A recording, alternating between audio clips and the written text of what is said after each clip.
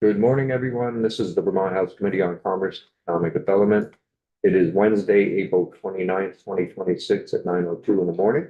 So we're back again, continuing our discussions on S71. So we have Ryan Saul Costa with us. Oh, thank you for stopping in and willing to chat with us about that privacy. So if you would just state your name and your affiliation and you want to. Awesome. Yeah, my name is Saul Costa. I think I'm here today due to my previous work in the data privacy space through an education and technology startup that I founded in California in 2014 that processed the data of over 1 million students around the world. And it's been following various regulations like the Family Educational Rights and Privacy Act, California's CCPA policy, as well as the European Union's GDPR regulations. I grew up in Vermont, up in Moyle County, computer through science degree at Norwich before going to California in 2014. Was there until, was there 2021, sold my startup, and kind of did my way back towards Vermont and officially moved back here in a year ago, exactly, actually. So I've been enjoying this wonderful winter, first winter back that we've all been getting.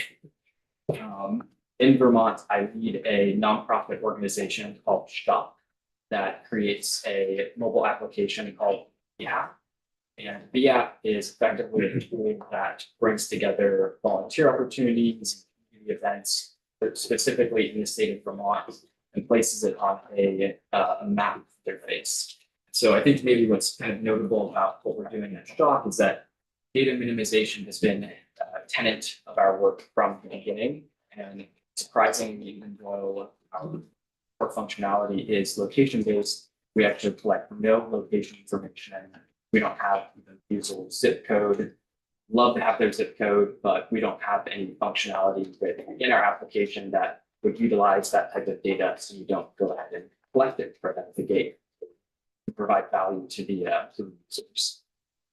So I've taken a look at the bill. I'm sure you've got specific questions, but overall, coming in from the perspective of a leader of small businesses throughout the last decade that's had to comply with various privacy requirements, finding something that I think is both well balanced in terms of the protections that it issues to the consumers and the regulations that it does place on small businesses are achievable. And they are things that can be accomplished even with a small team.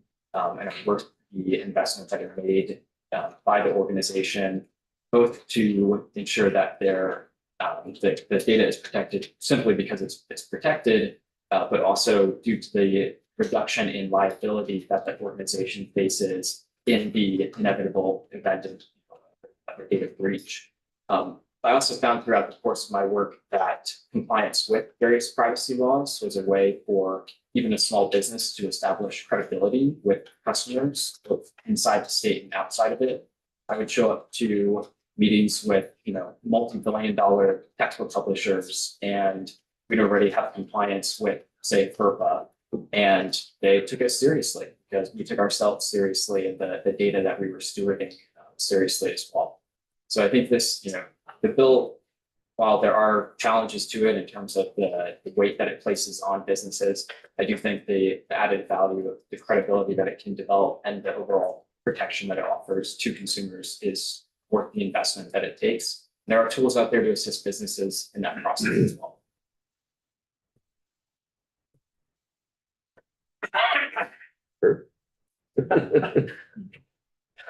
Thanks very much for your testimony. So I didn't quite catch, I don't need to necessarily, exactly what sort of business function you provide to your clients, but I assume you have clients who want type service that you provide.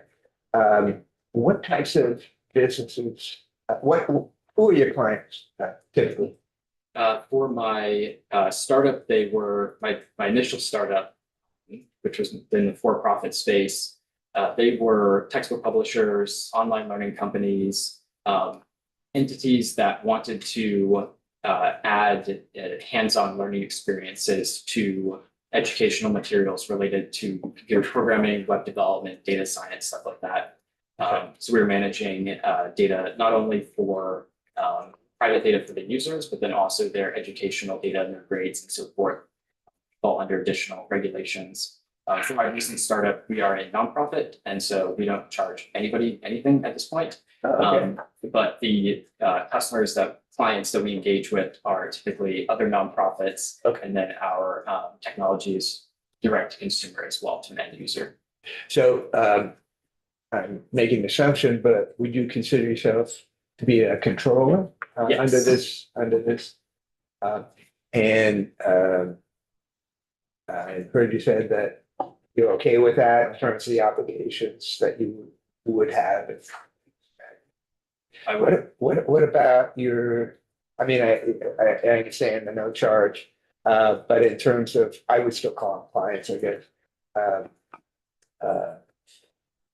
Do those clients have any obligations either as a controller or processor or connection with your activities or relationship?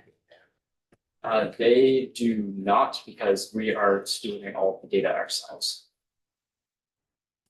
Right, so even though I assume they're providing some information to you. Yes. And then you provide a service to them. Yeah. But you wouldn't consider them to be the controller. You're the.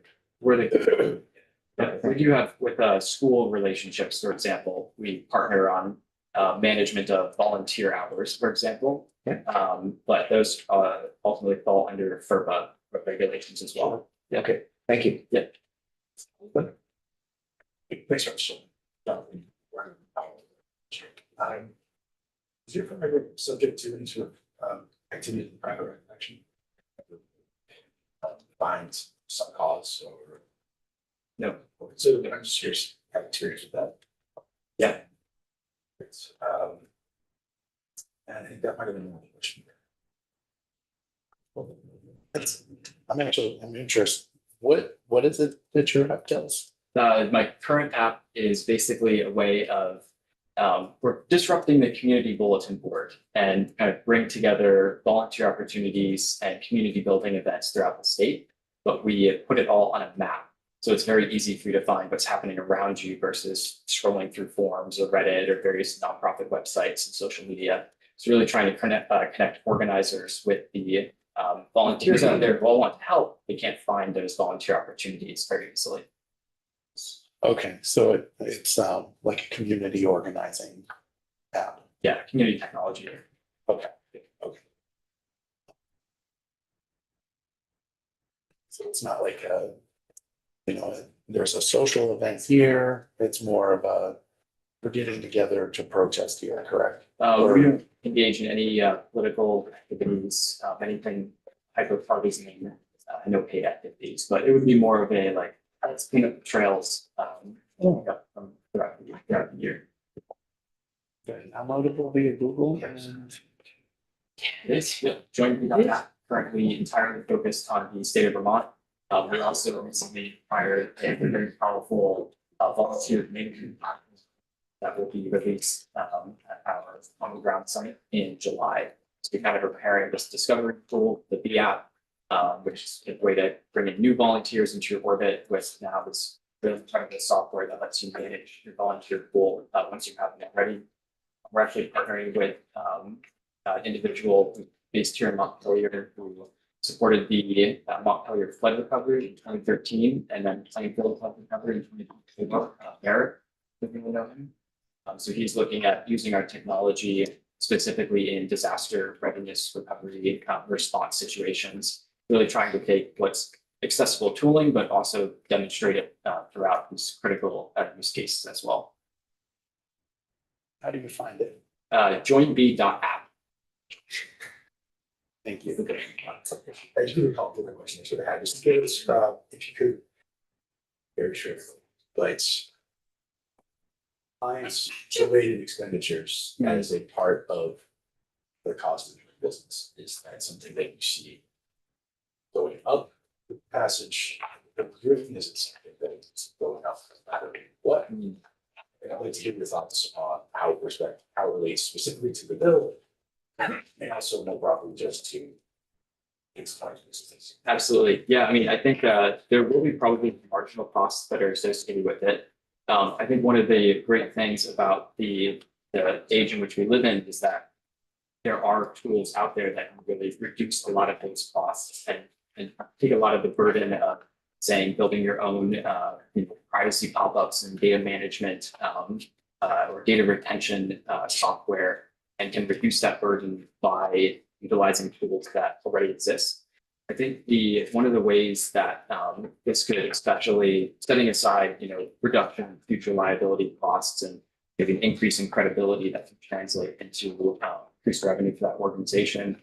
I think one of the ways that even maybe the state can support in reducing those costs is through the deployment of educational resources. Like there are tools out there, but being able to use those tools and being aware of those tools is a separate matter. And so even if there are associated costs with that implementation, there are ways that can be worked to be reduced. Two questions, if I may. The only information or location information gathered is the events. Correct. Yeah. Now, have either you and your app or any of the clients, anybody posted one and asked you for any post event summary or assessment of who may have come from where or any of, digging into any of that kind of information? Not yet. I think once we have our volunteer management system up and running, we'll have more reporting like that. A lot of what we do is we kind of push out to existing platforms. So you might have like a sign up genius tool that you're using, and we're kind of just a way of highlighting that event exists, but no direct data requests yet. Hazel, sorry I'm late. I was wondering, so I know you attended the educational privacy hearing that we did, and after you were telling me good to know, I was just starting to get into thinking about advertising, and this makes me rethink what I might do. And so I was just curious, since then and just in general, how are you thinking about advertising, and do you feel, I guess that. Yeah. Open-ended. We do utilize search-based ads, social ads, various placement ads, and I would say I've taken the learnings from that and I've brought them back to the team.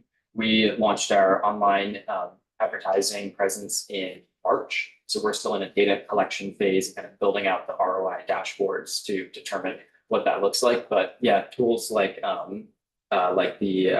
the Google Performance Max, I think it was, the data that's being collected by those tools is then inefficient from the ad spend perspective, just because the data that even is present is such low quality, or it's being utilized by Google in a very inefficient manner.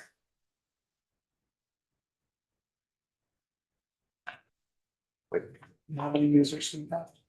We have about 1,500 users so far. We launched in June of last year.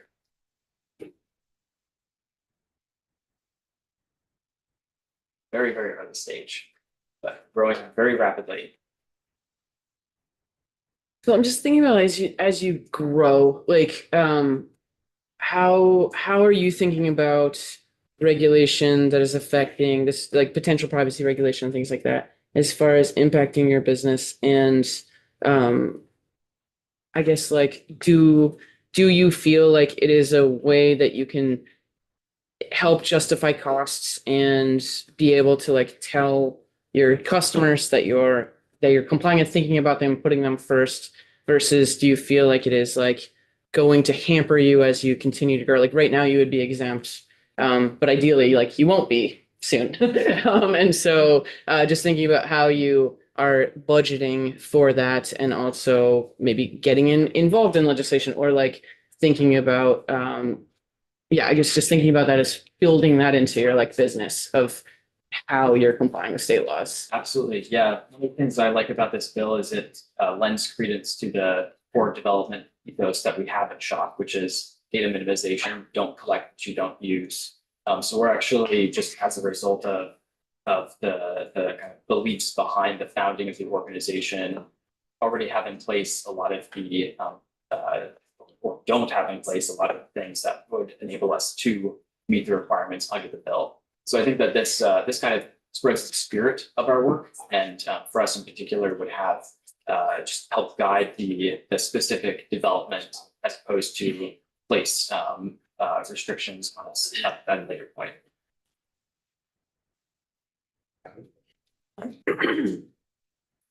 So with your experience running businesses in other states as well, and I'm interested in, when you look at this bill as drafted and how it applies to your business, are there key pieces that you see that you would need to comply, or a growing business needs to comply with, that you're not already doing for another state? Good question. So thinking more specifically with my last organization, where we ran into, so California passed its privacy law while we were transacting. And the element that we weren't doing at the time was data retention policies. So that was really the piece that we had to go back and implement, was Like setting policies and following them, okay? yep, exactly. Giving the users the ability to request data deletion, data retention policies. Yep. Okay. We're already in compliance with, say, like cookies and privacy disclosures and so forth. And is there, in moving, if you were to have that same business in Vermont with this bill, is there anything you would need to do, weren't doing in California, or that wasn't required by the California bill? I did a comparison yesterday. Well, I thought do a comparison for me. But the biggest thing came down to the private right to action and the differences between the Vermont law and the California laws. Technically, in California, there was private right to action. It's my understanding that in many cases, we're signing privacy policy agreements, we're logging into websites already, and that are kind of limiting that action. So I do think that the Attorney General model is acceptable. But yeah, that was the key difference that I noted. Michael? So when you create an account with your app, it says put a bio. If you're collecting, you're collecting the information at that point, somebody could put sensitive data into that bio, which then you would be subject to, instead of Monique had mentioned you wouldn't qualify, but you would. Yep. Yeah, I mean, I guess it depends on the definition of or how the bio is used, right? It's not requesting a specific piece of information in terms of like a address or social security number, but presumably, yes, it is right in there. Right, because then part of sensitive data would be, it reveals racial, ethnic origin, national origin, citizenship, religious or philosophical beliefs. The intention is more like Saul Sean, of your role in the community, but yes, open-ended could be used. Well, I mean, you think about it. You would certainly reveal the customers, depending on the organization. Could be inferences. Sorry, is it a public bio? It is public bio. So they are choosing to make data public if they post something in their bio. Correct, yes. But it's still maintaining it, so it would be considered sensitive data. That becomes publicly available information. So it becomes public when somebody chooses to share it in a public way. It's not the business sharing it for them. And it is optional as well. No, yeah. Questions? Paul, do you carry cyber insurance, cybersecurity insurance? We do. Is there? And we don't know, I haven't really, this thought just came to me, but if businesses are purchasing cybersecurity insurance, I'm just wondering if they're rated depending on the strength of their security and what they're doing. Are they following state laws of, you know, and the stronger the state laws, do they get a better rating? And you haven't really thought about that, I guess. Yeah, I can't speak to the exact price because our insurance is kind of lumped under other models, but or other policies. But I do know that the questionnaires that they provide from the underwriters are quite comprehensive and speak to a number of the items listed in the bill, like what is your data retention policy. So presumably that would be used in the premium quotes as well. I would think so. I mean, if there's strong data minimization that they follow, then I would think their rates would be lower because the exposure is less. Presumably. So I'm just wondering, like, as a Vermonter, your personal thoughts about, regardless of like being a business owner and or maybe being a business owner and playing a part in like Vermont economy and also relationships to your neighbors and that kind of stuff. Just curious, like your personal views about privacy for yourself and outside of your business, and what you're seeing going on in this country. Yeah. Well, despite me being like started writing code when I was 8 and still techie all the way through, I am actually very against technology in a number of ways. And I think the use of data is probably one of the key reasons that it's left such a sour taste in my mouth. And personally, I would love to have as little known about me as possible at every point, and more than anything, feel like I was in control of that information, which I think we're all kind of just, our heads are spinning every time we sign up for a new website. The questions, Mr. Paul? Thank you very much. Thank you. Michael?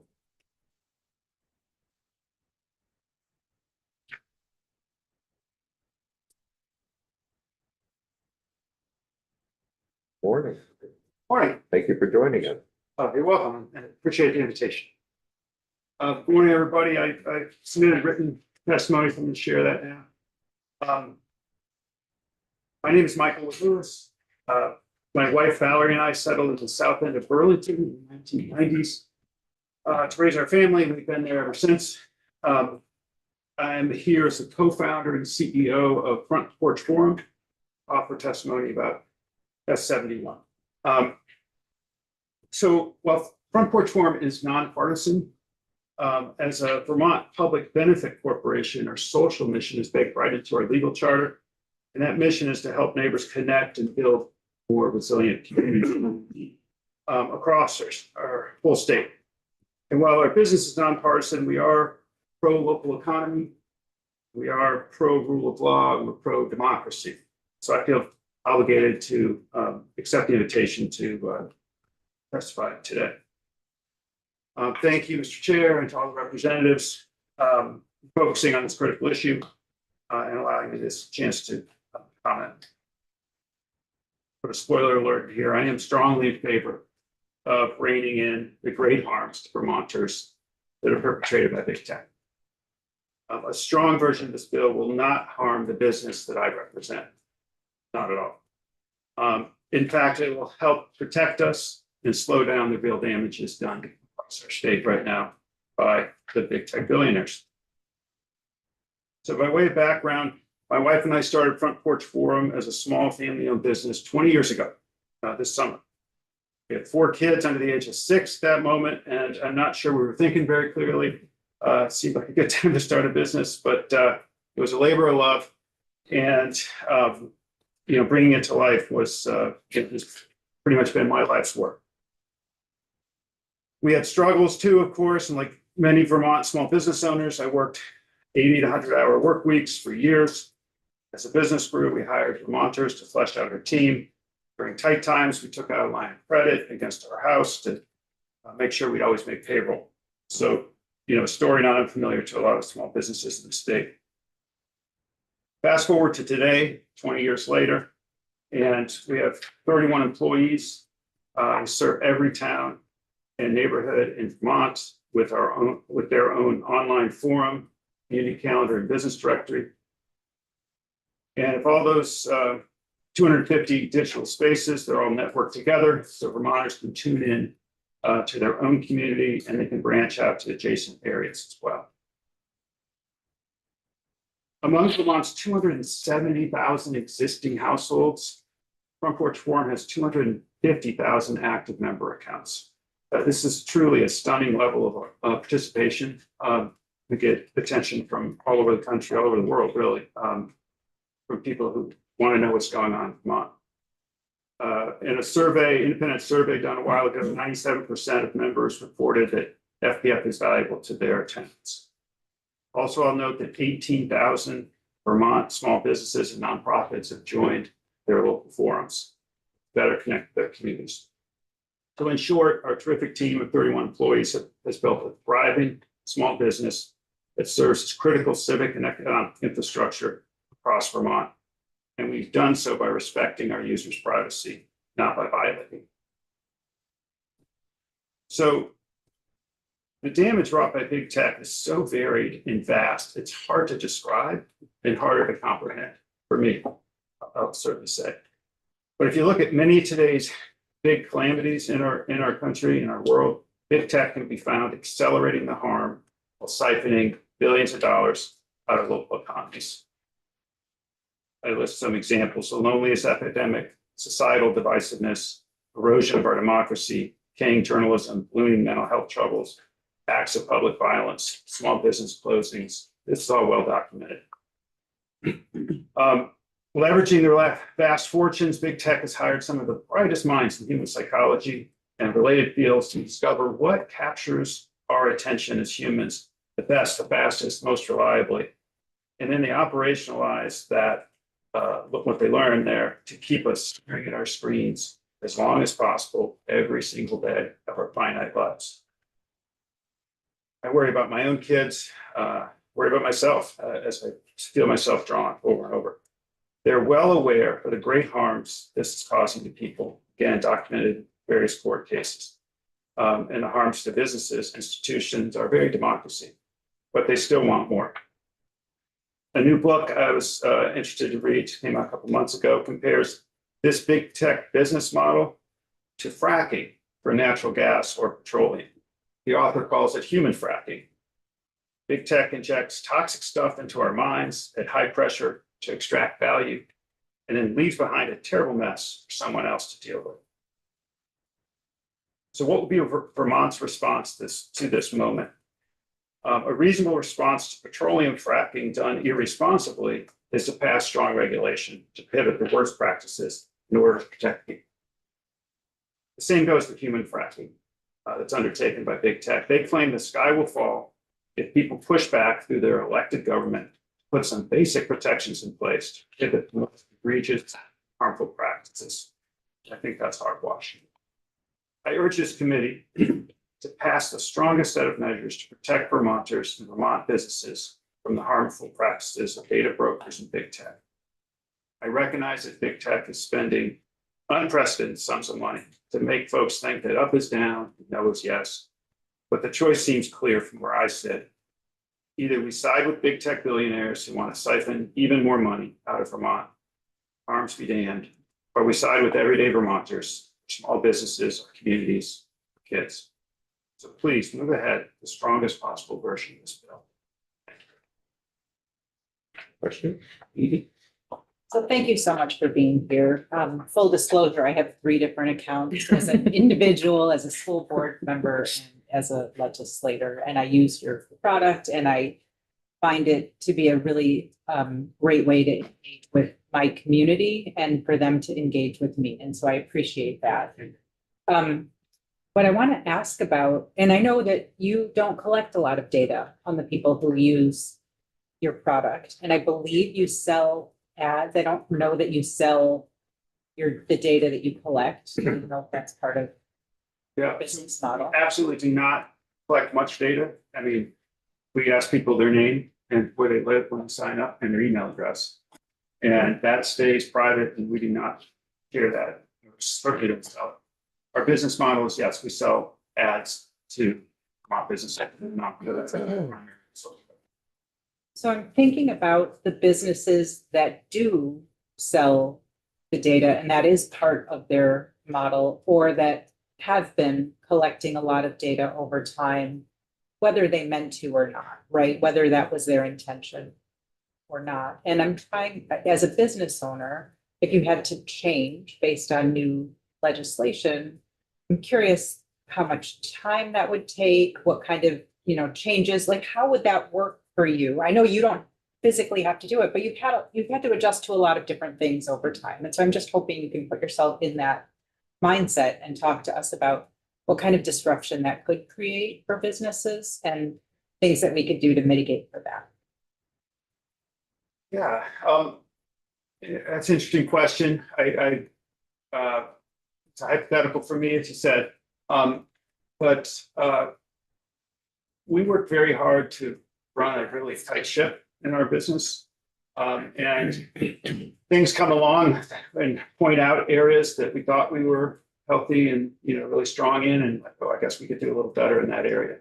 So I would probably view it through that lens, like, I didn't realize we needed that kind of insurance or that kind of improved HR practice. And it's different things have come down the pike. We've had to, COVID certainly changed the way we did business in ways we weren't ready for. So if you're well organized and have steady revenue and have good staff, you'll be able to respond to these changes. Thank you. Michael? When you first started off 20 years ago, were you collecting information differently then, or has it always been the same? It's a basic philosophy of ours. We don't want to collect. We're, as I mentioned, a mission-driven business, and now Vermont Public Benefit Corporation. And our mission is to help people actually get together in person. We hope people will spend 5 or 10 minutes a day on Front Porch Forum and then put the phone down and go outside and talk to their neighbors and get organized and do something. And that happens every day all across the state. So we don't want or need to collect information, and it's kind of antithetical to what we're about.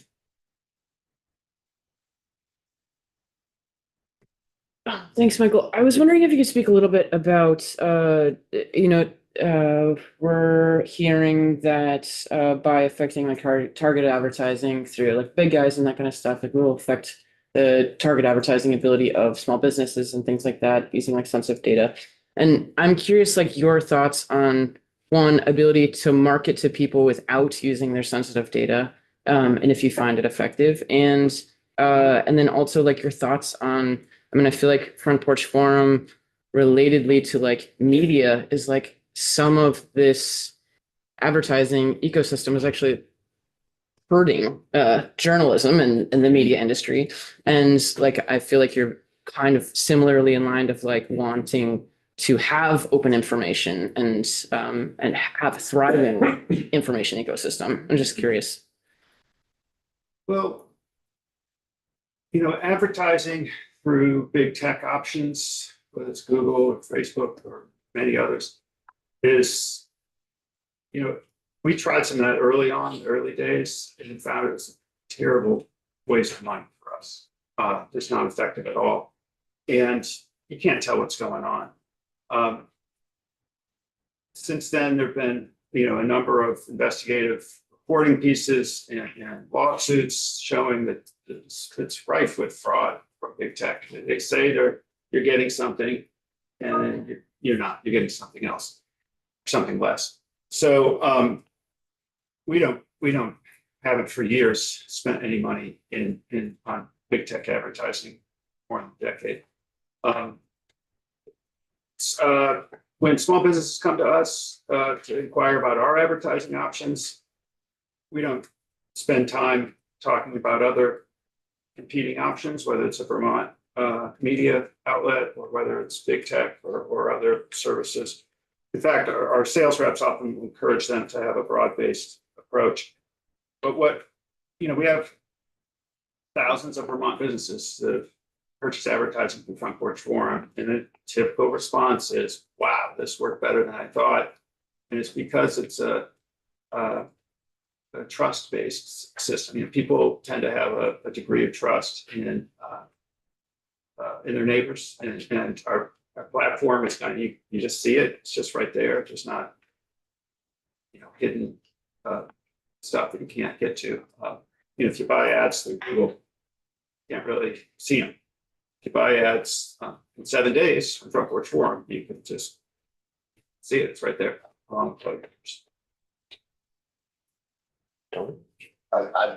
We had someone on here, so I was talking about a lot of like scam advertisements. I was just wondering, do you have some sort of a vetting process to make sure that people are advertising in your forum are not trying to scam people? Yeah, so, yes, we do, and take that very seriously. Front Porch Forum has kind of two levels that businesses communicate with Vermonters. One is they can join as a member and post occasionally, and we call that a posting. And they create a member account, a business member account, and they post. The other side of the coin, they can purchase advertising. The advertising purchases go through our sales reps. And there's a conversation, human to human, no betting. We have very, very few who purchase ads who end up scammy behavior, with any scammy behavior. We do have, we have to be vigilant on the other side, though, of a rogue contractor who create an account, get a sweet old lady from wherever to put down $30,000 on a roof job in advance, and it disappears.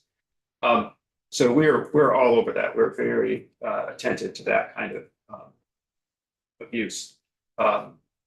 So I'm proud of our track record. We've done very well. Once every few years, one will slip through, and we'll jump right on it and be in touch with law enforcement. Do whatever we can to make it right. On that topic, I was just curious about of the 31 members staff.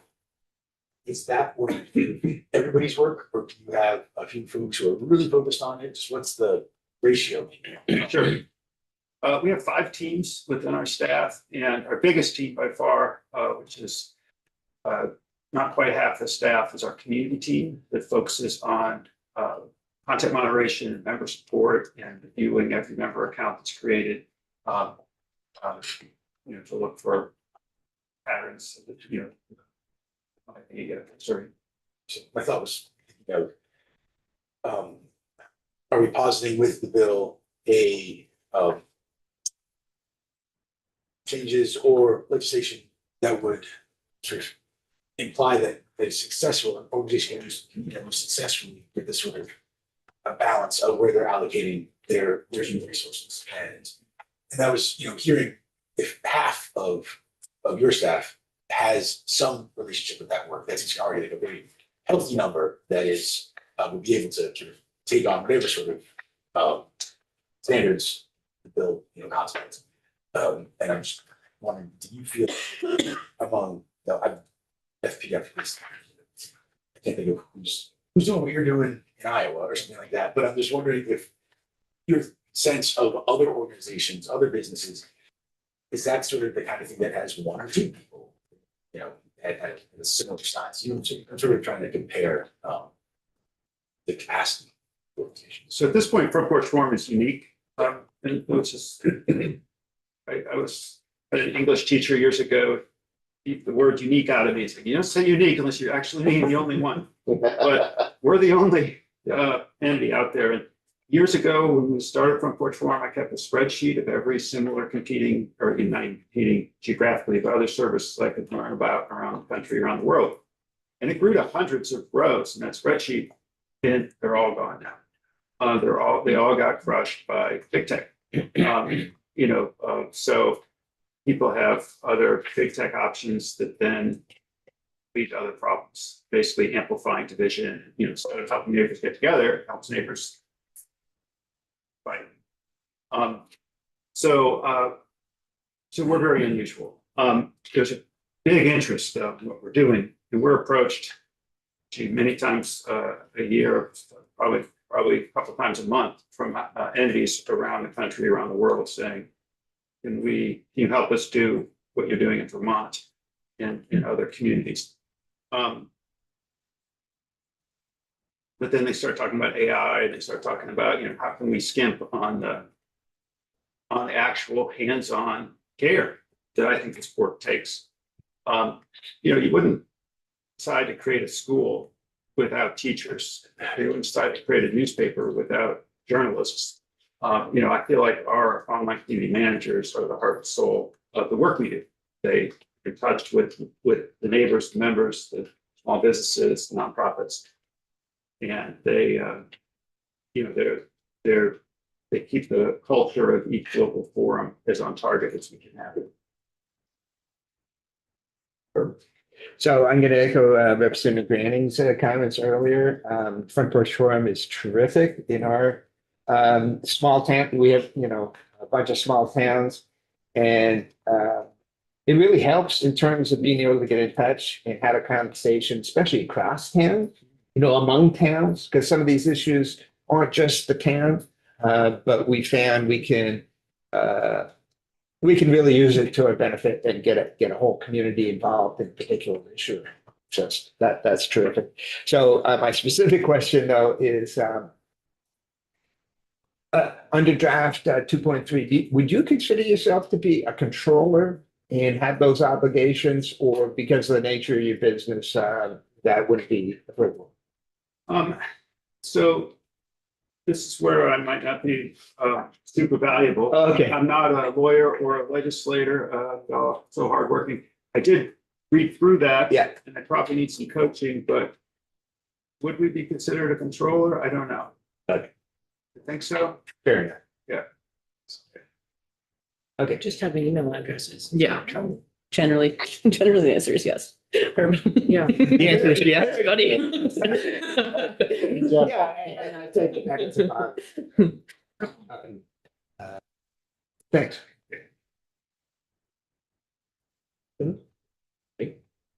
Michael, I'm just like as a broader, similar to the question I saw, as far as like being a Vermonter, being an American, being like a member of society that is, I know in particular, like I've gotten from the Front Porch Forum teams, like Cory Doctorow articles of like, read this thing, and the enshittification kind of like stuff that he writes about, and just wondering about your personal thoughts about contributing or not to this data ecosystem, which at this point is generally like increasingly full of slop that is then being fed into AI, and then is also consequently making decisions on people's lives, and the importance of whether or not you think privacy is important, and our role as kind of like legislators in this process. Is that the big softball here? Yeah. So I think as a phrase, data privacy is such a snoozer. Like when I try to talk to friends and family and colleagues, they almost immediately look like, can they go somewhere else? That's true. And it's so crucial. I mean, it really underpins so much what's going on in our world. And it's no exaggeration what I wrote in my test written remark. I think that this issue is at the core of so many of our societal problems right now. Big tech has gotten so huge, so powerful, so incredibly wealthy, and they have no more complex that have demonstrated again. And they're doing great harm. And they got a free pass. Congress years ago, everything was all in on tech. And I'm a big believer that we need regulation to curb the worst abuses of humanity. I mean, and they don't have it. And they're incredibly powerful and wealthy. And we need regulation, and it's up to the states. I'm glad to see some states leading, and Vermont working hard to join that group. Yeah, so I worry a lot about my family, kids, the future they're inheriting. I will just add, We've taken several measures to move away from big tech. So, we used to use Google Analytics to study traffic, no longer use Plausible, which is a great third-party option that doesn't do always fine.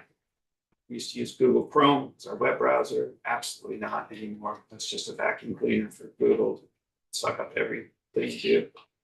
We use Brave, works just the same with privacy baked in. We used to use Google Search, no, not anymore. We use DuckDuckGo or Brave Search. The list goes on. Personally, I switched right from Gmail to Proton Mail. I mentioned before, we used to use Facebook ads and Google ads a little bit. You do that anymore. You need to hire somebody to advertise on Front Porch Forum, Days, or other Vermont media. So that's, one small Vermont small businesses example, but it hasn't harmed us at all. It's helped us.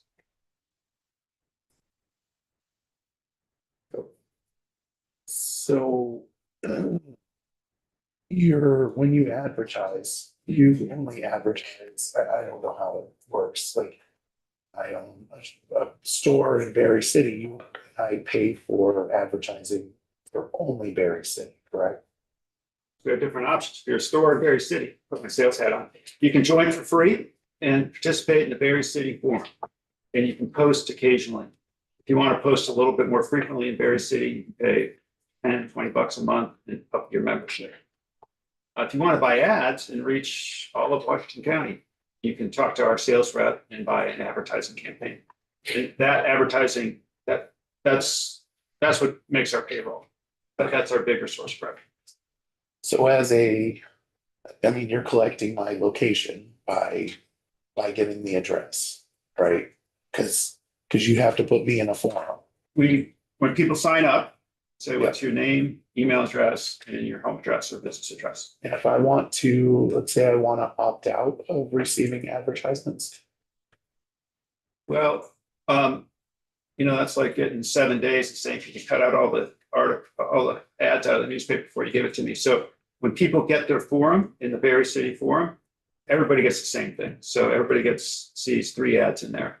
So you can't opt out of seeing ads.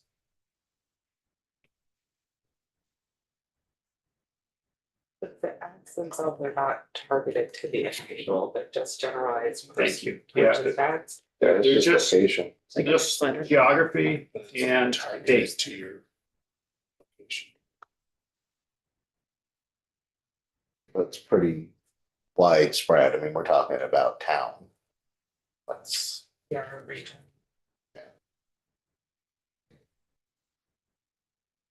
Questions for Michael? You carry cybersecurity insurance? Hard to get years ago, Yeah. but now more common. You get a questionnaire on how your system works from the insurer? Just have to fill it out. Now I have a colleague who has to fill it out. Yeah, Yes. Jonathan? On that topic, have the premiums been relatively stable, growing at a pace of inflation? Or yeah, relatively stable. Okay. I think. Yeah, I've not heard of anything shooting up. Nothing that's so remarkable that it would. I like health insurance. Yeah. Yeah. That's different committee.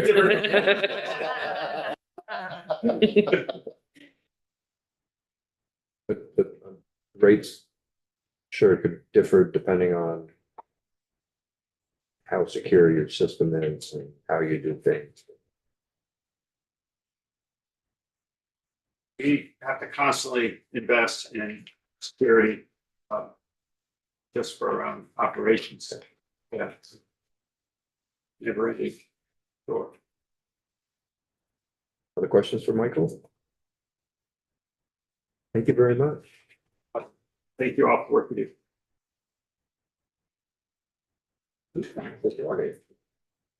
Susan's back.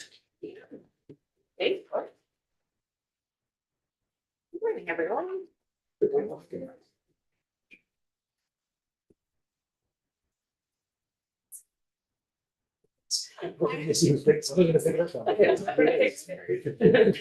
I'm Susan McClure. I'm the Executive Director of the Vermont Arts Council. Thank you all for having me here today. Nice to see you all again. Miss this committee. I also want to. You can speak. Yeah, there's Nobody has committee favorites. As I've shared with you before, the council is the state's arts agency. So our work is really about ensuring that Vermonters have access to the arts in their lives, their communities, and their education. Because we know that not only do the arts and creativity bring us together, they also drive our economies and build our communities. So I wanted to start by just thanking this committee for digging into this really important issue to Vermonters, to businesses and consumers. I'm speaking today on behalf of the creative sector and the Vermont Creative Network, which is our statewide coalition of organizations, businesses, and individuals working to advance Vermont's creative sector. And that's all of the nonprofits and businesses that have creativity really at their core. So the reality here in Vermont is that Vermont's creative sector, nonprofits, and businesses are operating in a very different world than we were even a few years ago.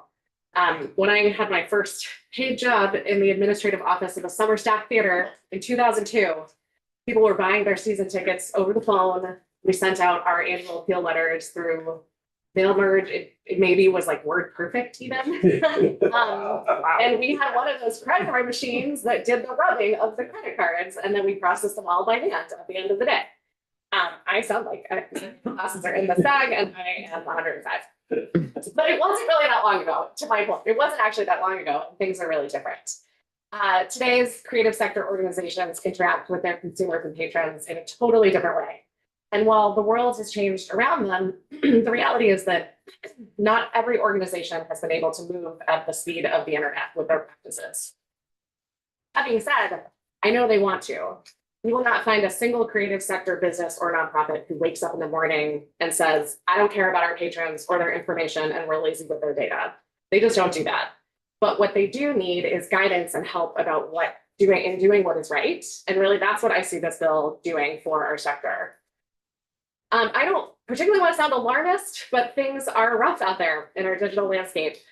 Just yesterday, there was an op-ed in the New York Times by Vanderbilt professor Brett Goldstein, in which he said that, quote, no amount of digital vigilance is going to be enough to change the near-term reality that individual people and small organizations are at a cybersecurity disadvantage.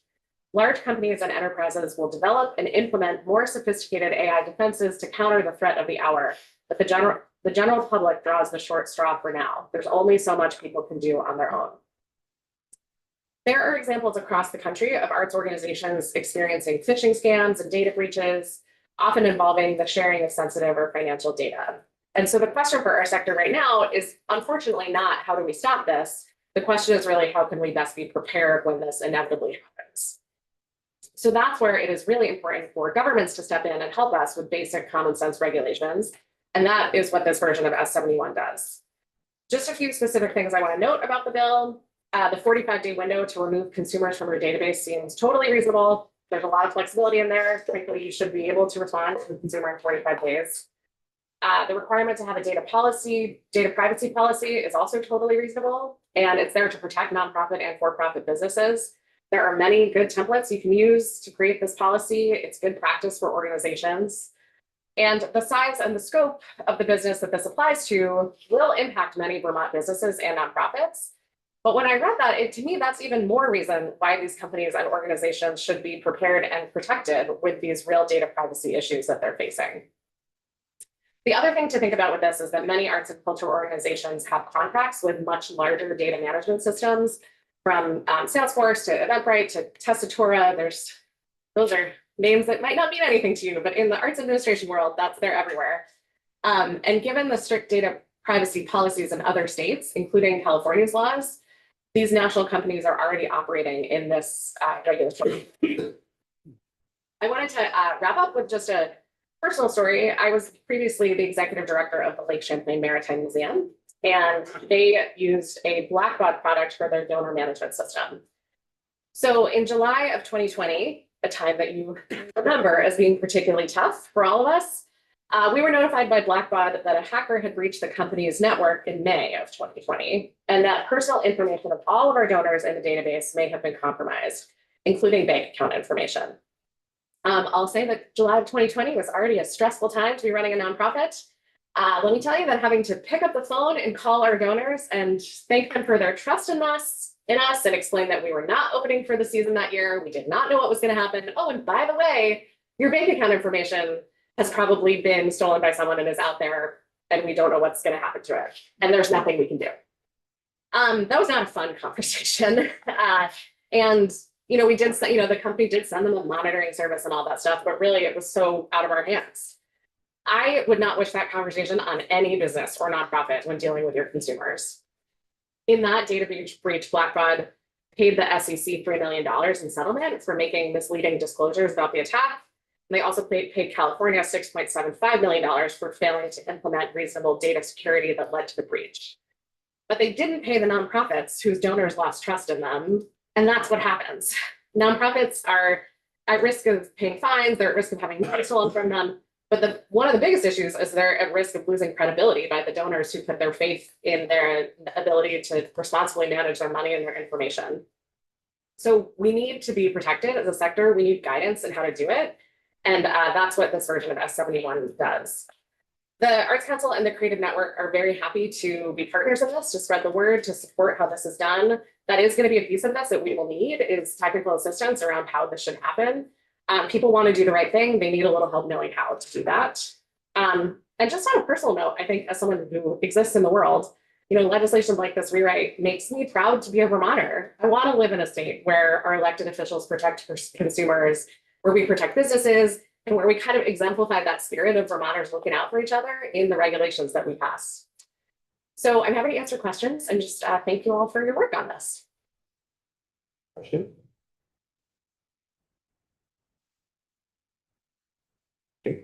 Thanks, Susan.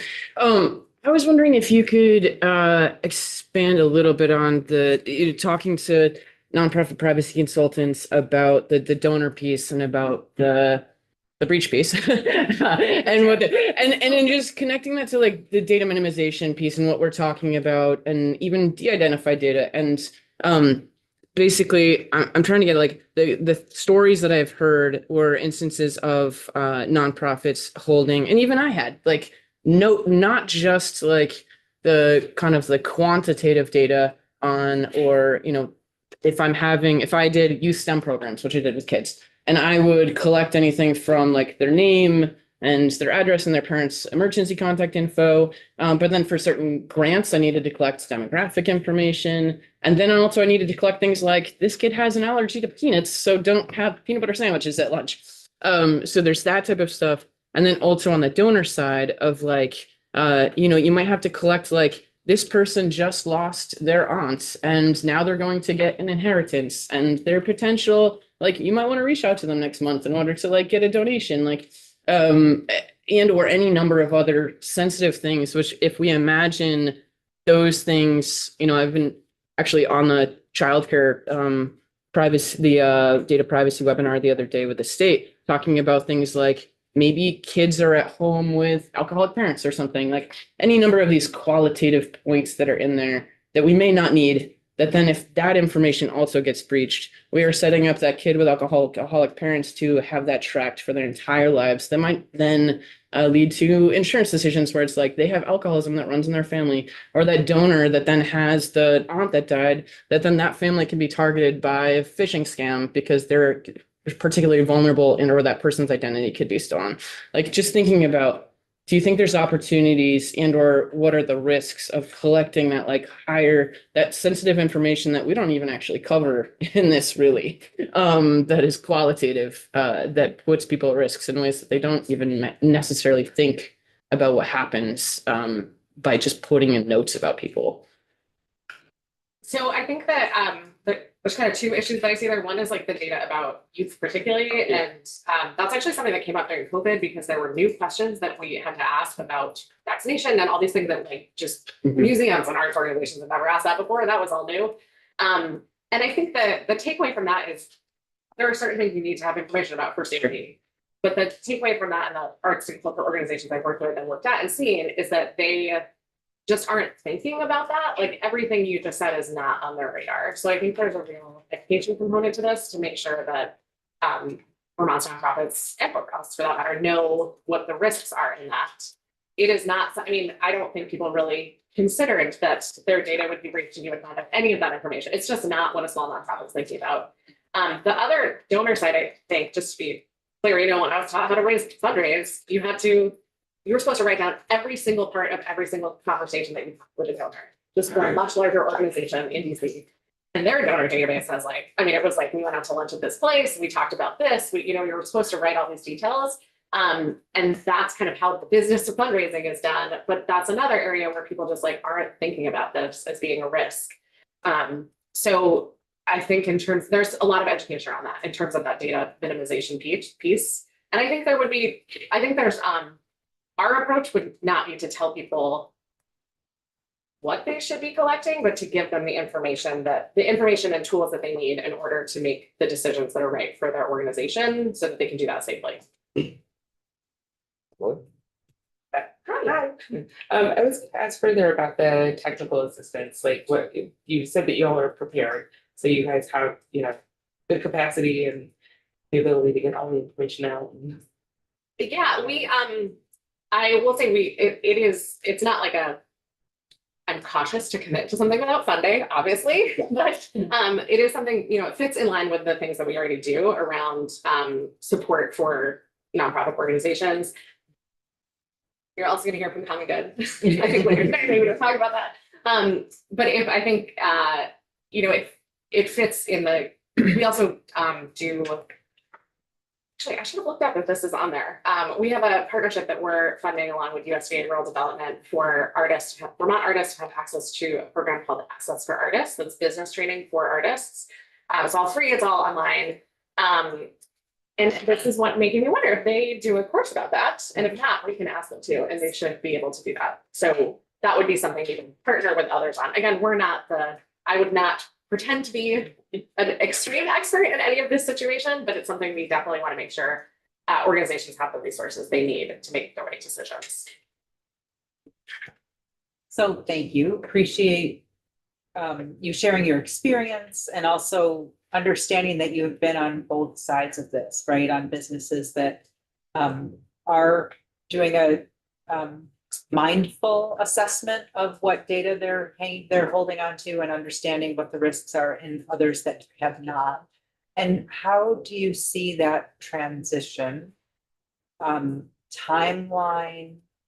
I understand supports, right? We talked about how supports are necessary, but again, you know, we want to protect Vermonters and Vermont businesses. So we don't want to overburden businesses, asking them to do something that they are unaware of how to do it, don't have the proper supports. And so I'm curious if you, having been on both sides, can think about what that timeline looks like, what, you know, and again, putting you on the spot, you're not That's okay here to do this, you know, but there will be friction points, there will be issues that come up, and you know what, I'm hoping that we can partner with businesses, again, that have been on both sides of this to understand how do we make that the smoothest transition possible. I mean, to be totally honest, I think it's just not on people's radar in the way that it should be. So that, like, if I were crafting an education campaign around this, that would be the first step, right, is awareness. So there would be an awareness piece of why this matters and what the risks are. It only took one phone call to a donor for me to be terrified of this for the rest of my life, right? But you don't want that to be people's experience. So I think there's some awareness raising around it that needs to happen. And then a lot of the data privacy policy tools that I've looked at and kind of started going through, they're really helpful, and they're really helpful to like guide you through that process. And again, I think to me, it comes back to, I mean, I can really only speak for arts organizations, arts businesses. They want to do the right thing. They just have no idea about what that is. So if there's a person to go to support specifics, whatever that is, to be able to answer those questions. I mean, even yesterday when I was reading through the bill, I was going back and forth with our team. I'm like, okay, well, how many records do we have? And, you know, we have 3 different management systems. We have a grant, because we do grant making. So we have a grant database. We have an email list. We have a donor database. There's the same, you know, there's the same people on all of those lists, but do they count as one record? Or are they 3 records? So there's some questions that immediately came up about it. There's a lot of, you know, I think there needs to be a translation process of whatever is in it was it is very detailed. And there's a lot of definitions. So being able to translate that into something that is translatable will be an important step in this too. I think that's one of the that feels like an overall challenge, right? Of like, there's really great legislation that gets passed, and then there's a gap in the middle of who is telling the public about that. That's one that, like the CRD tries to fill that gap. We've tried to do a lot of like explanations of implementation. Common Good does a lot of that. There's organizations trying to fill that gap, but it would be great to have a partner in doing that to help us roll that out to the public. That was very not specific answer. No, I think that is, and, we count on like the Attorney General to pass, to make rules that are understandable, that businesses know, and then we, in the past have also gotten feedback if there isn't always trust that the regulator is going to be able to share that information out in a way that feels like a partnership, right?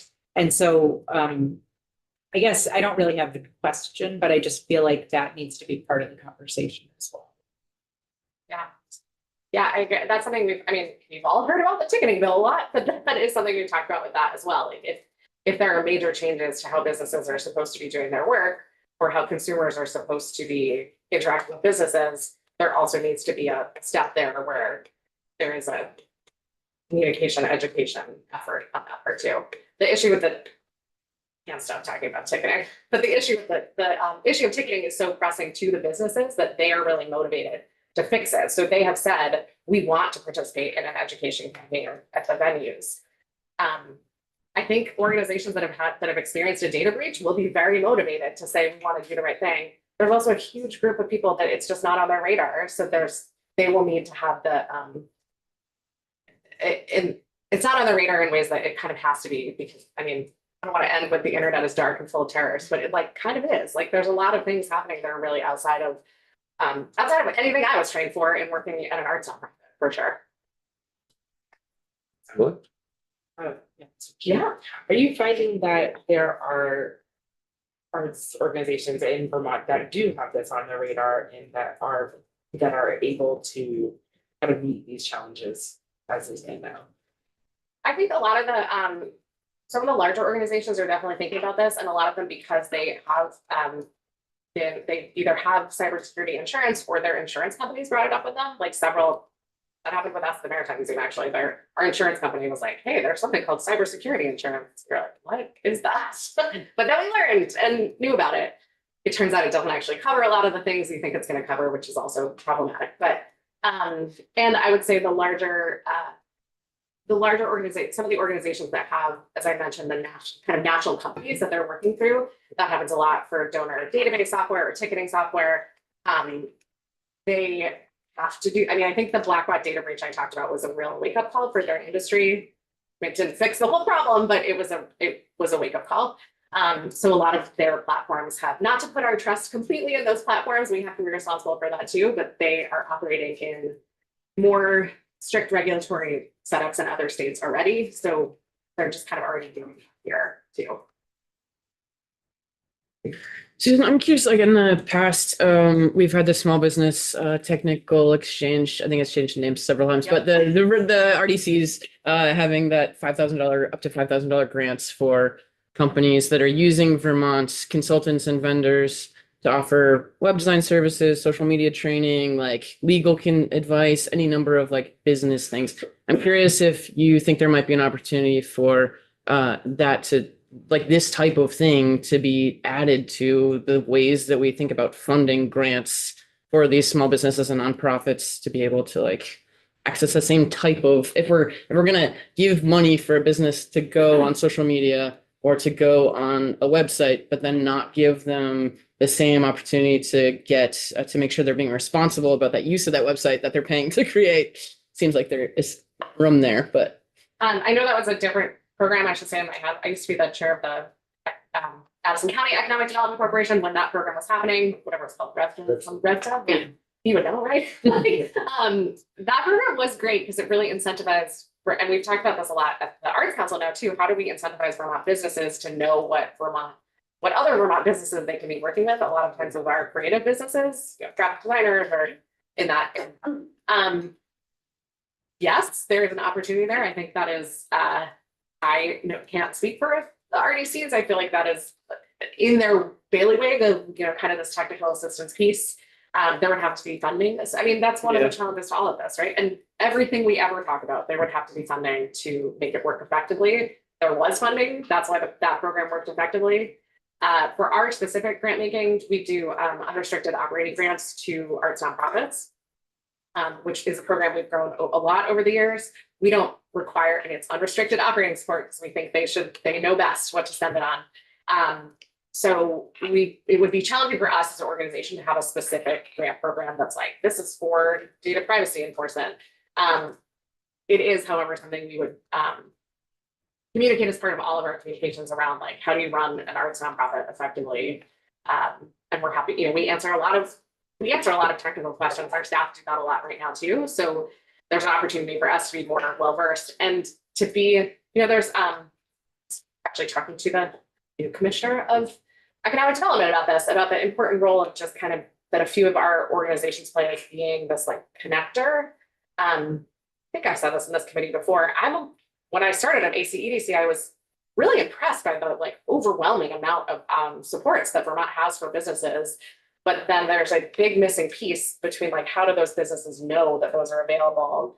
And this feels like it's kind of the same.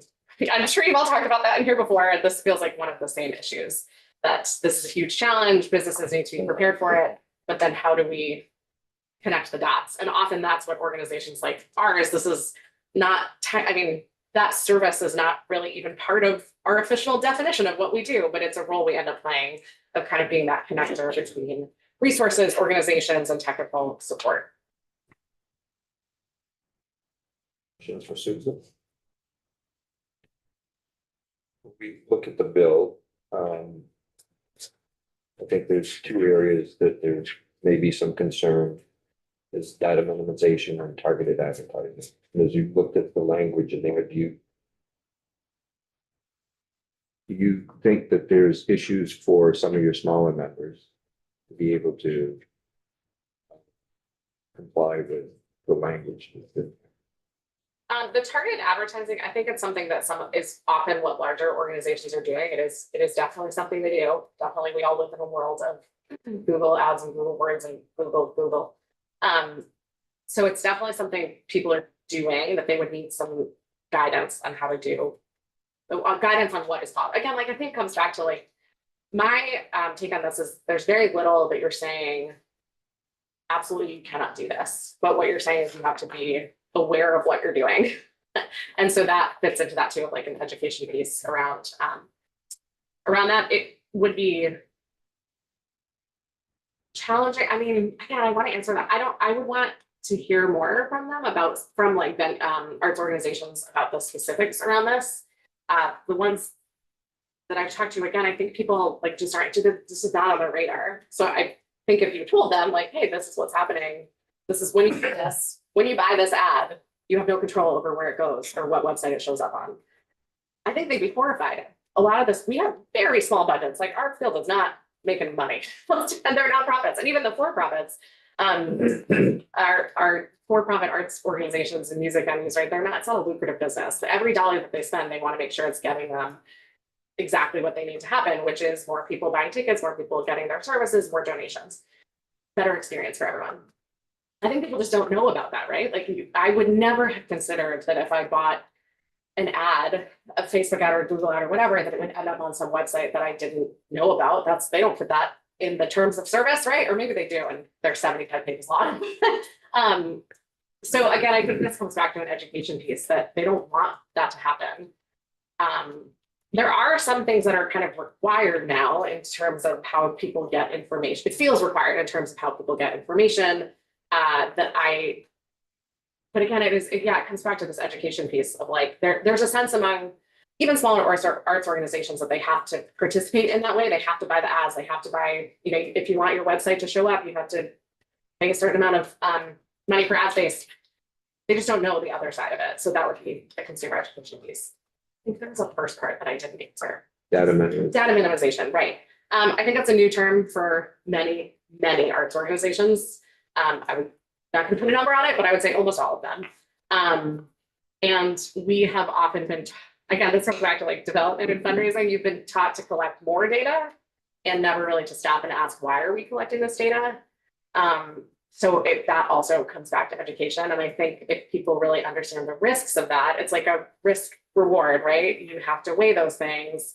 In the moment we're in, and kind of the wild west of the internet right now, the risks far outweigh the rewards, but we just don't think about it like that, because if you think about it like that every day, I don't know how any of us could ever sleep or like go through our day, because it's terrifying, the information that's out there available to people. So again, I think it comes back to our desire to support on some sort of education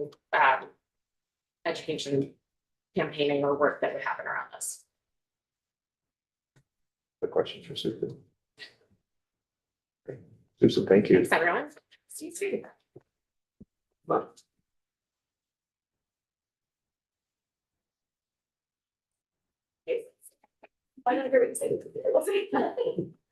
Morning, committee.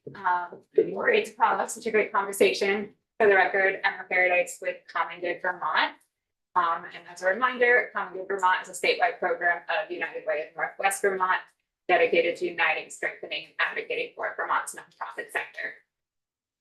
So really appreciate the opportunity to weigh in on F71, and we really appreciate the intent and what this does. We know all too well in this moment that strong data privacy practices are especially critical for nonprofits.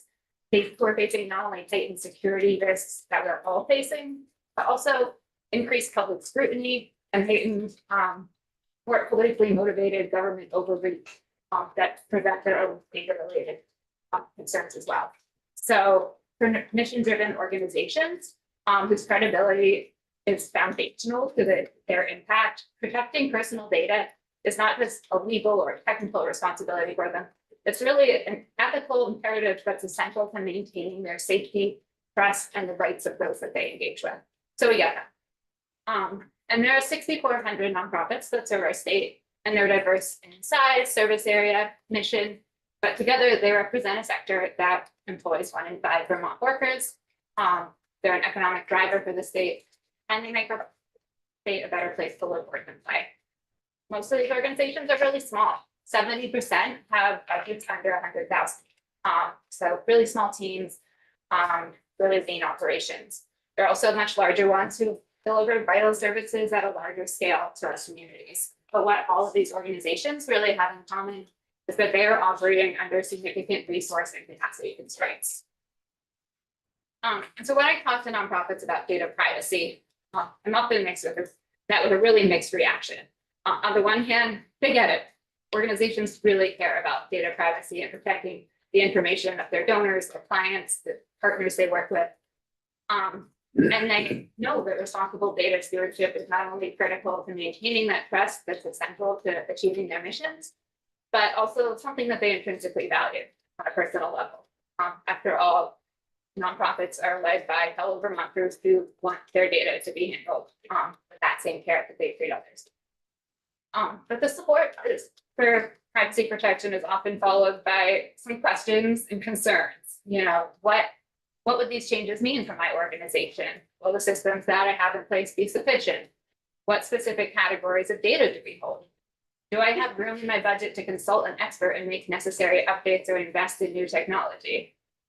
Do my staff have the capacity to undertake a new project or add new steps to their workflow?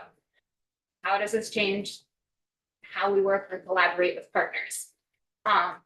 So these concerns don't come from a place of malintent or apathy, but rather really reflective of a sector that's also familiar with being subjected to new requirements without the resources to effectively adopt them. Nonprofits rely on data to carry out their missions for the common good.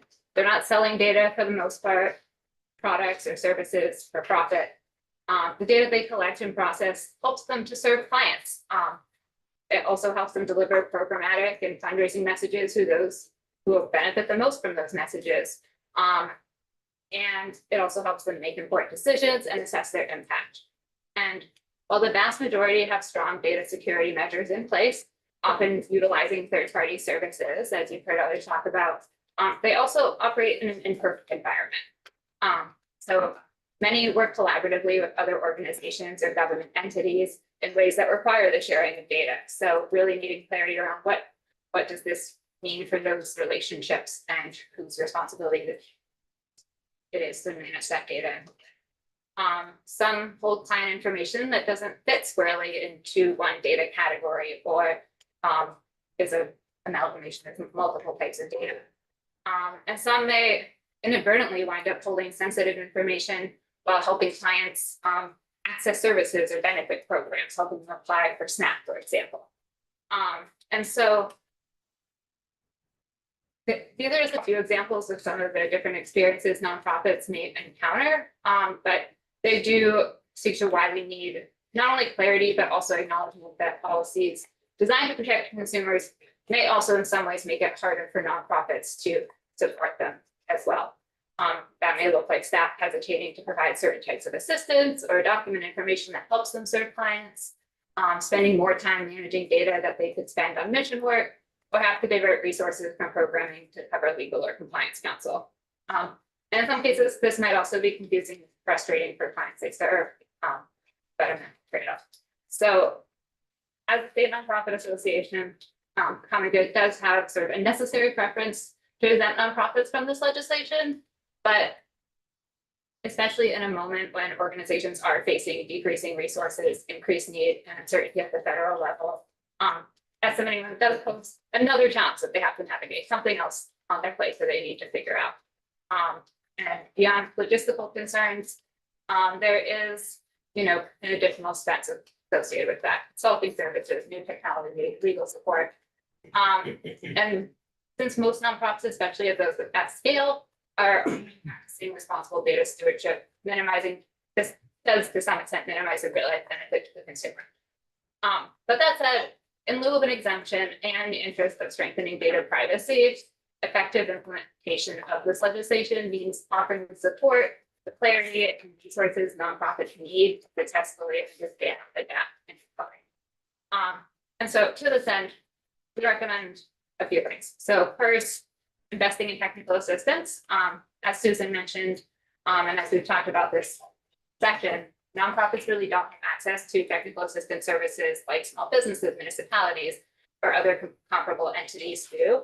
And so an appropriation or grant program, actually through Common Good Vermont, could support public compliance training, the development of resources, as well as access to one-on-one technical assistance to address what can be really unique circumstances. There's a lot of different ways that organizations handle data, and some are very complex. So having that one-on-one support, I think, will be really helpful, especially with situations.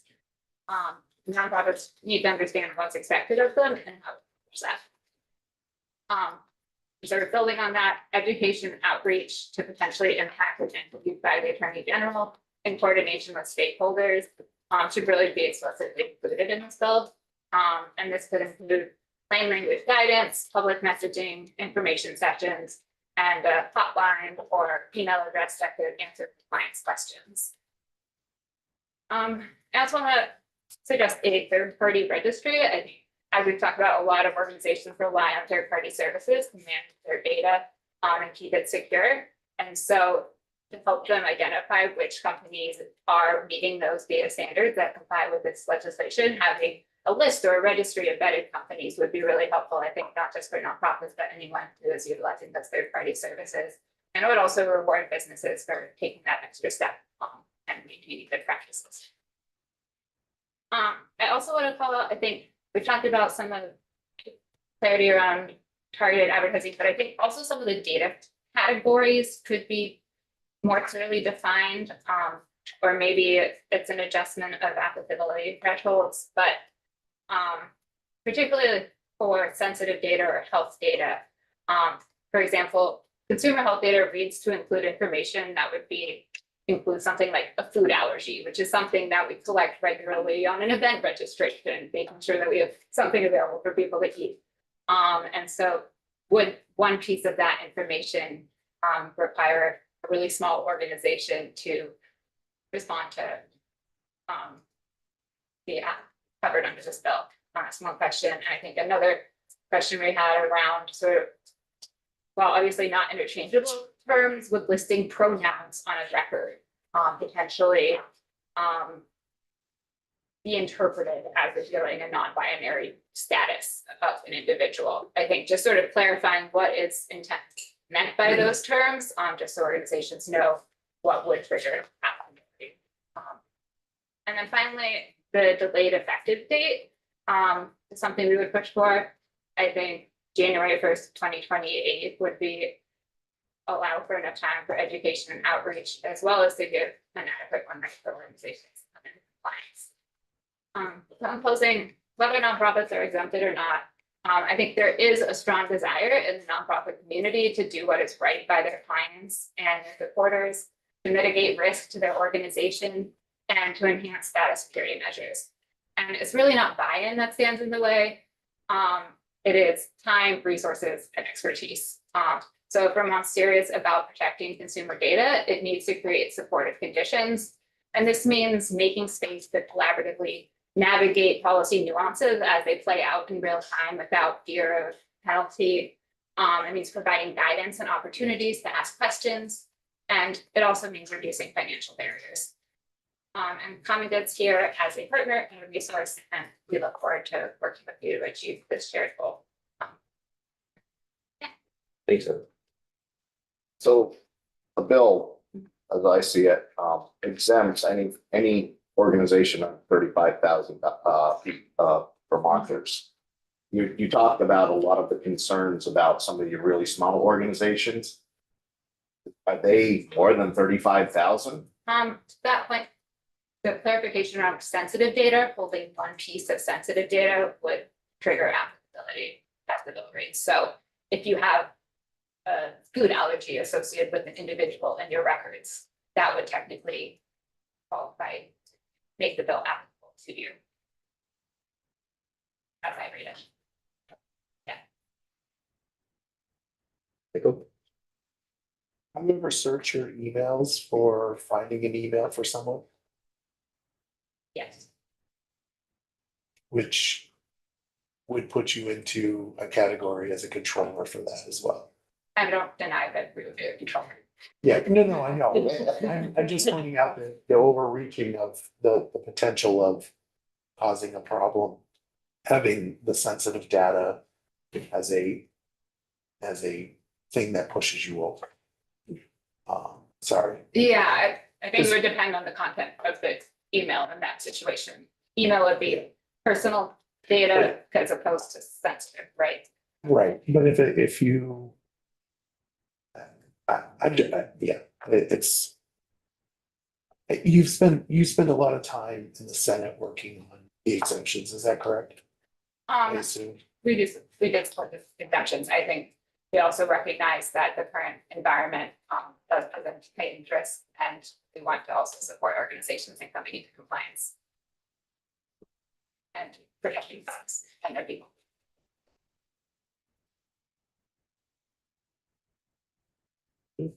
I just have a statement. I appreciate you looking through the bill and coming up with specific areas that aren't clear, that some clarity would provide businesses the information that they need to both support their customers and to make sure that they are safe. So I really just want to say how much I appreciate it.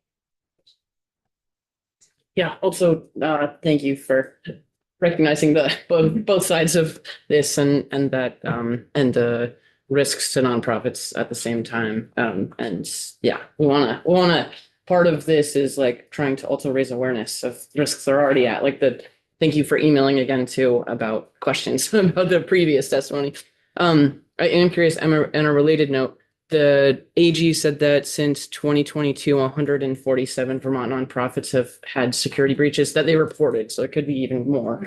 And I'm curious, like, do you feel like there's support or is that a conversation that like Common Good is having with nonprofits like Susan's that are suffering these breaches, and like how is maybe current webinars or guidance or one pagers or something, like is that kind of stuff happening under existing laws that are already affecting them? Yeah, it is definitely something we are focused on. We have a webinar coming up in June Data security expert. We also just added a member benefit that supports 10% off cybersecurity. Cool. Supports for our members and 2 hours of free consulting provided for security expert.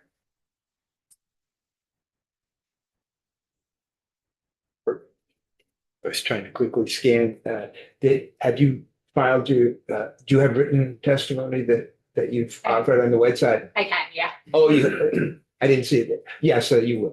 Thank you. Thank you. And I'm just curious, so as far as businesses and like, I think I testified earlier, like having a nonprofit, there was certain things that like I was trying to, as I started up, like, what do I need to come up with in order, like initial funding, what do I need to come up with and what are the ongoing costs I have to build into the budget? So things like general liability insurance and cameras so that I can protect security and also prevent people falling and then suing me or, things like that. And a part of that is like, you need to have a website, you need to spend money on a website, you need to pay somebody to maintain your website, you might need to pay somebody to maintain your social media. And I guess I'm like wondering, like businesses are already building in budgets for insurance, they're already building in budgets for websites, they're already building in money for marketing. And so I'm just curious, like if a nonprofit or a business is spending, say they have a $20,000 marketing budget, I'm curious, like, if by having that website, by having those ads, they are increasing their risk. And I'm curious your thoughts on like, wouldn't it make sense to reallocate some of that money to better protect themselves as they're putting themselves out there, I guess. I think I get that. I think, a lot of nonprofit or websites, if you look at them, a lot of them are quite outdated, I think. Sure. Websites is definitely an undertaking that I think larger organizations are often in a position to do, and I certainly recommend and hope that in any new development they're doing, that cybersecurity and building in the protections are part of that, and should be prioritized. I also think a lot of especially like local website hosts are well versed in helping organizations knowing what they need to do as they're designing their website, which is great. Mhm. But I think that it's also not common that a lot of organizations have a $20,000 marketing budget Yeah. necessarily. I know we've put in a grant this year to upgrade ours, and our doing so is really contingent on receiving that funding. For sure. So it's not something that we necessarily prioritize. That is, yeah. Yeah, no, sorry.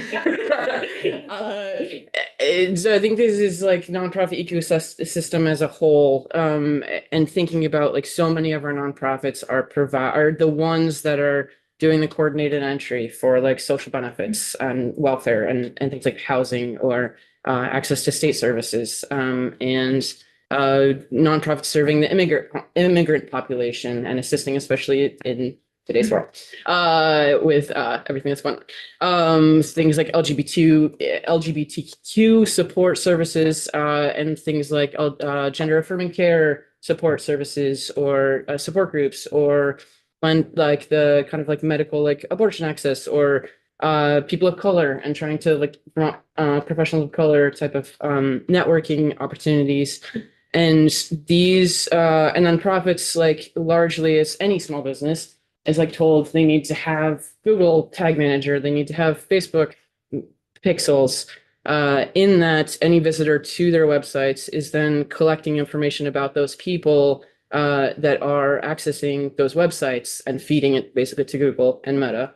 And so they're collecting that information, feeding it into their profile. And so then, as far as us thinking about what is going on as far as government surveillance, the Department of DHS put out for ICE, put out an RFI a couple months ago, basically saying they wanted big tech to teach them whether or not using advertising technology like Google, Facebook, would better help them track people. So let's say somebody trying to go to an LGBTQ site to look up gender affirming care, or somebody trying to access abortion crossing state lines, and then all of their website traffic being used to track them to find out where they are. or they once, nonprofits are inadvertently, I think in a lot of ways, because they don't realize the connection that they're making to that ecosystem or feeding into that, that could harm the very people that they are trying to serve.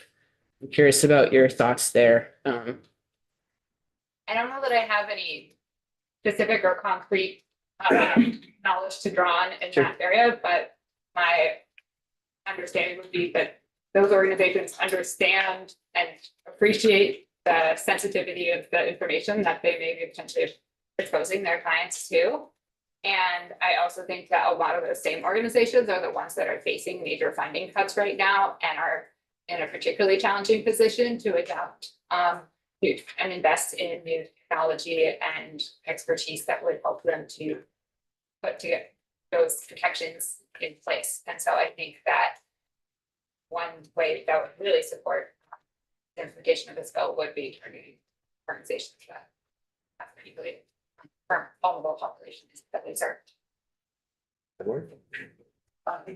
Thank you for all of your points and suggestions. I think something that's coming up for me is that the nonprofit, nonprofits really just an IRS designation. It covers a lot of different organizations, including everything from arts organizations to like social service organizations.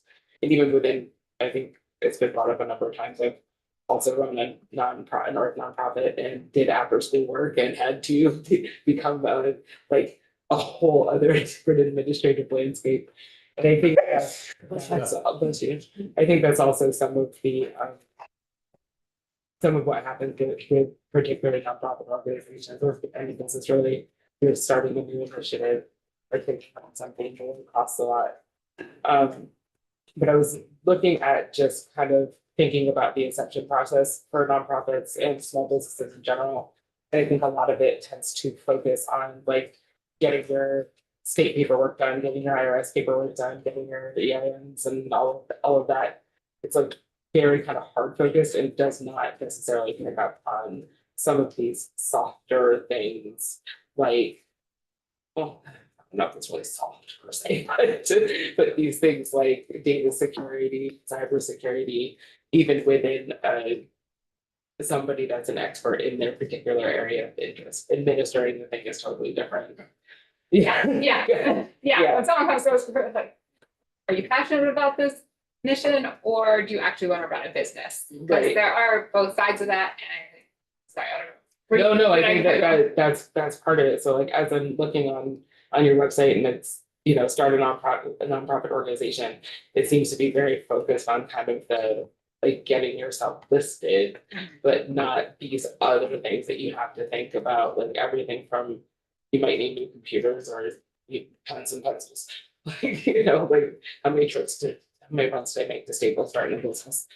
Like those sort of things. So I think part of the problem is that, and this is kind of writ large, that we don't necessarily give nonprofit business owners, like, standard business owners, a real sense of all of the things, like all of the real costs of what it is to start our businesses and organizations. And particularly with nonprofits, that's usually being done out of like a deep passion, deep mission that can get disconnected from the practicality of what we're doing. So I agree with your point, all of that to say. I agree with the point that I think like a deep well of technical assistance is going to be needed for people to understand how the landscape is shifting very quickly under our feet. Yeah. In terms of the responsibilities that you have as a business owner. Really agree with that. Appreciate that. I think it's, there's trade-offs. You want to do good, you want to contribute, you want to do your mission, and there are responsibilities that come with that. And I think it's trade-offs and what is the infrastructure and how does Vermont value to support that? So how does that come? Oh, absolutely.